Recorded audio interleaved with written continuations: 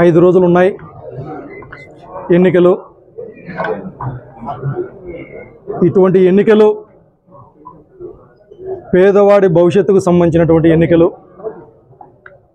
ఈ రాష్ట్రంలో ఇప్పుడిప్పుడే పేదరికంలో ఉన్నటువంటి వాళ్ళు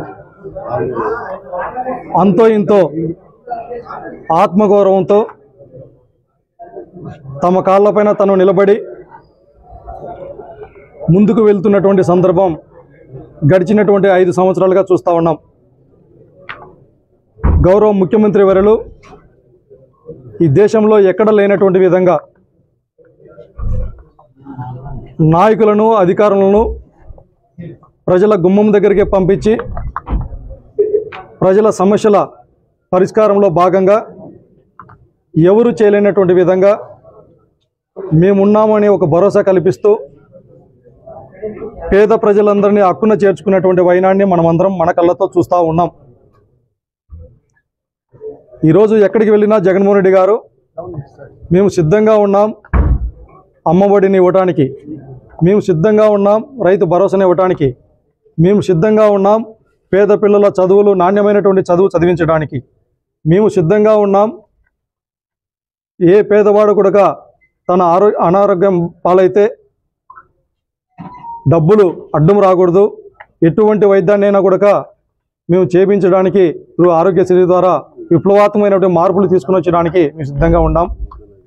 అనతి కాలంలోనే ఇంత పెద్ద ఎత్తున అభివృద్ధి చేశాం. దాదాపు 17 మెడికల్ కాలేజీలు పూర్తి కావస్తున్నాయి, పోర్టులు పూర్తి కావస్తూ ఉన్నాయి. నిర్మాణంలో వేల కోట్లకు సంబంధించినటువంటి అభివృద్ధి పనులు జరుగుతూ ఉన్నాయి. వీటిని అన్నిటిని పూర్తి చేసి ఏ విధంగా అయితే గత కోవిడ్కి 2 సంవత్సరాలు పోగా మిగతా 3 సంవత్సరాల్లోనే ఇంత పెద్ద ఎత్తున అభివృద్ధిని ఈ ఆంధ్రప్రదేశ్ రాష్ట్ర ప్రజలకు అప్పచెప్పాం. కాబట్టి ఇంత అభివృద్ధికి తోడుగా మరింత మెండుగా ప్రజల జీవితాల్లో మార్పులు తీసుకొని వచ్చేదానికి మేము సిద్ధంగా ఉండామని ఒక పక్కన మా నాయకుడు జగన్మోహన్ రెడ్డి గారు చెబుతూ ఎక్కడికి వెళ్ళినా కూడా ప్రజాపాలనాన్ని పొందుతూ బస్సు యాత్ర ద్వారా కావచ్చు, సిద్ధం సభల ద్వారా కావచ్చు, ఎక్కడికి వెళ్ళిన తండోపతండాలుగా ప్రజలకు ఆయన ఏం చేశాడు, ఏం చేయబోతున్నాడు, ఈ రాష్ట్రం యొక్క పరిస్థితి ఏంటి, పేదవాడి యొక్క పరిస్థితి ఏంటి, చదువుకున్నటువంటి ఉద్యోగస్తున్నటువంటి పరిస్థితులు ఏంటి, అన్ని వర్గాల ప్రజల సంక్షేమమే నా ధ్యేయం అని ఆయన గర్వంగా చెప్పుకుంటూ ముందుకు వెళ్తూ ఉంటే మరొక పక్క ప్రతిపక్ష పార్టీలు అన్నీ కలిపి కూడా జగన్మోహన్ రెడ్డి గారి పైన రాజకీయం చేస్తూ ఎన్నికలు సమీపిస్తున్న కొద్దీ ఏదో ఒక విధంగా ఈ రాష్ట్రంలో అల్లకుల్లలు సృష్టించాలా, మత సామరస్యాలు సృష్టించాలా.